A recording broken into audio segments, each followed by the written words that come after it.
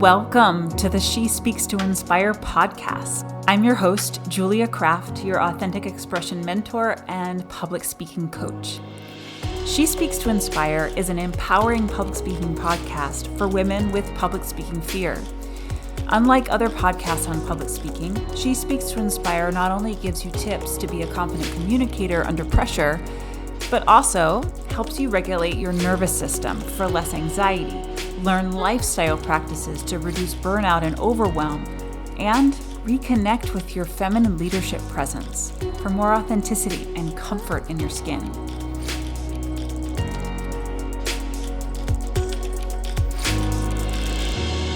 I believe it's the quiet ones, especially the quiet women, who have the most important ideas. I believe the world really does need your voice. So let's dive in.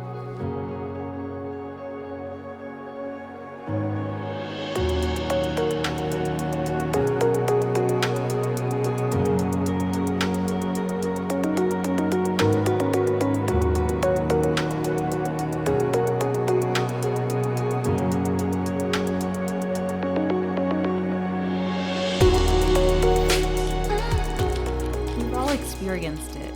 Your heart's racing, it's pounding in your chest, your breath starts to be fast and shallow, you can't really get a good deep breath, you're sweating, your muscles get tight or you get really fidgety and can't stay still. This cascade of symptoms often happens when we're under pressure, specifically when there's a spotlight on us, all the eyes in the room turn to you. Someone asks you a question and there's all of a sudden attention on you. When you are talking to someone who intimidates you, who you feel like you should impress, this rise of physiological symptoms that feel completely out of your control. I can speak so well to this because I have experienced it many times.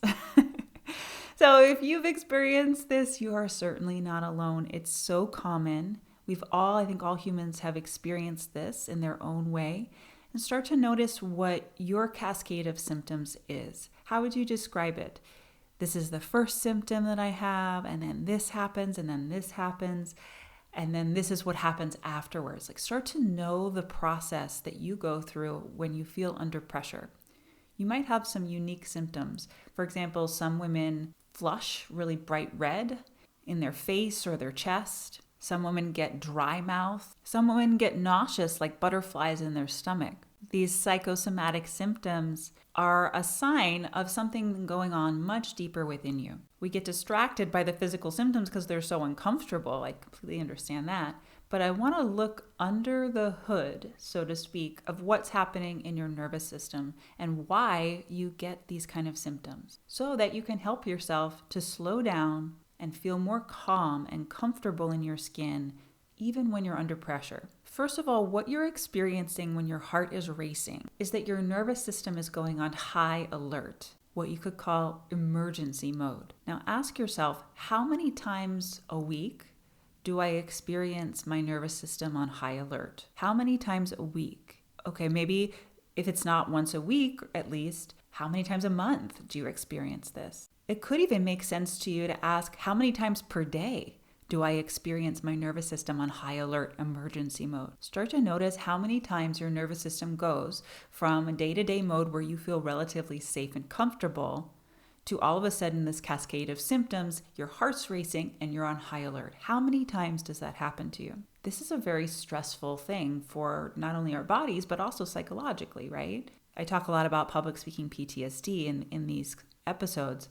Every time you have an experience of your heart racing under pressure and you go into high alert mode, you're reinforcing the muscle memory of the PTSD, wherever it came from, that initial imprint memory. But let's go deeper specifically about your heart racing. You see, where we are most of the time with our nervous system is that we're in what's called stay and play mode. There's things happening. I need to answer this email. I'm getting a phone call. I'm talking to my partner, whatever. Things are happening, but you don't feel that there's a threat in your environment. You feel safe enough and you're able to stay and play and engage. If we were to downregulate your nervous system from stay and play mode, then you go into parasympathetic nervous system response, that's like sleeping and eating and going to the bathroom and making love, this state of being which requires a lot of safety. Of course, with speaking, we tend to go in the other direction. So starting with stay and play mode, everyday mode, the next thing that you'll notice happens is when you feel all eyes on you, or when that one intimidating person comes into the room and your nervous system is triggered to feel that something is no longer safe, that there is a threat. That's when your nervous system shifts gears first into fight mode, which means, can I get dominance over the threat that I feel? Can I be stronger than it? Can I overpower it? Can I be aggressive towards it? All these things of fight mode, this blood floods to your upper body and arm. It's very primal, right? It's certainly not logical. If you've ever been in a meeting where somebody gets louder, maybe pounds on the table or gets up and throws something, this is fight mode. They're actually starting to feel threatened. Most of my women, especially my introverted women, we're too well conditioned for this. We're too polite and appropriate. We'll skip right over fight mode and go to the next level of the nervous system, which is flight mode, the desire and impulse to run away, to get away at all costs. And I've heard women, they say, I just want to get away from the speaking opportunity so much that I'll just press end meeting on Zoom. And then, I'll come back, or I'll send a message later like, oh, my computer failed, or my internet went down, or something. You just find any way to get away. Now, a lot of times with speaking, we can't get away fully, right? So we try to get away subtly in front of our audience. Things like leaning on one hip, crossing our ankles, looking away, intonation going up, so I'm not committing to what I'm saying, speaking in a mumbly tone, softly, so people can't really hear you. All of these are very subtle ways in front of the audience to get away. Even speaking fast to get it over with as soon as possible, right? All these are strategies, and they're very smart strategies in a lot of ways, right? Very creative. When we're in flight mode on a primal level, blood rushes to the lower part of the body, the legs, especially the thighs, calves, feet, to run. So this is why you might have shaky legs or be fidgety, or why you might get just very stiff, because there's all this energy that wants to be moved. When energy is held inside and not used, it makes the heart race. There's this containment. Now, if we contain this energy for more than even just a few moments, and we're not able to fully express the impulse of the desire to run, then we go into freeze mode, the next level of the nervous system, and really the most stressful level of the nervous system response. Because in freeze mode, we're disassociating to survive a scary experience. So the heart pounds and races inside the chest, even though the body may be still and numb. The impulse is contained.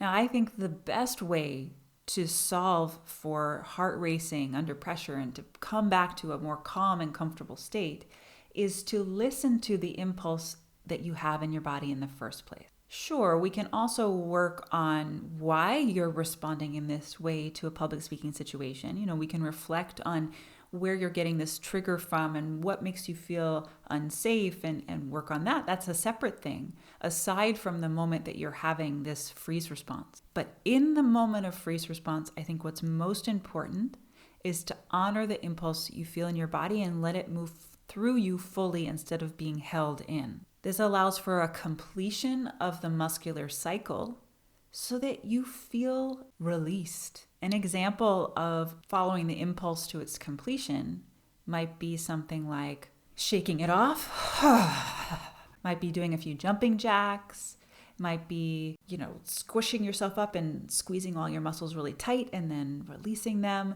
things that actually use the energy in your body.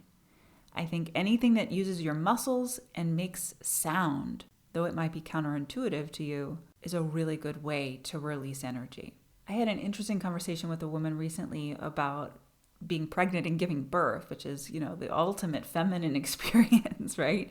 Of being in your body.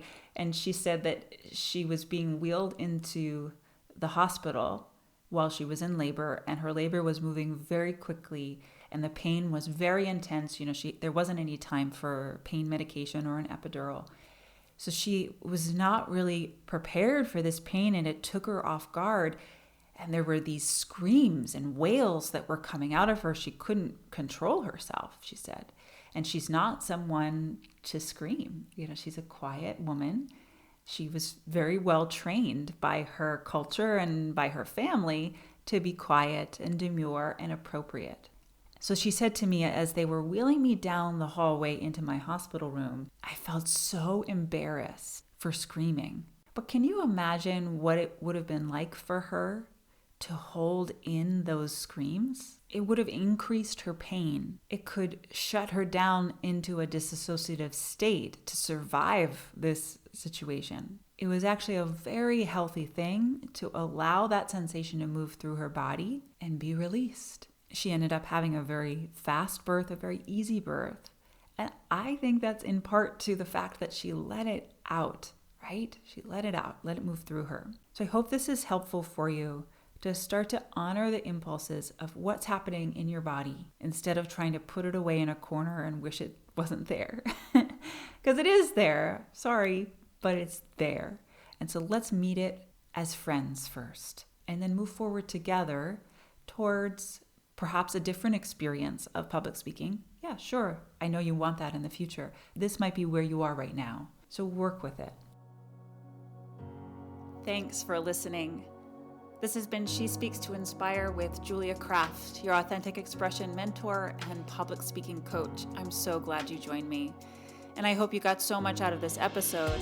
If you want to learn more about Speak to Inspire training programs and get inspired, head over to speaktoinspire.com or follow us on Instagram at She Speaks to Inspire.